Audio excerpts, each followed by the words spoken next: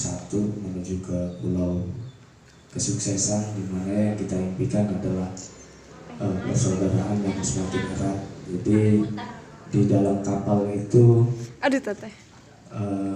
nggak mungkin lah sebuah kapal itu kita akan berjalan selalu mulus, Pak Tua. Jadi setiap kali kita pasti akan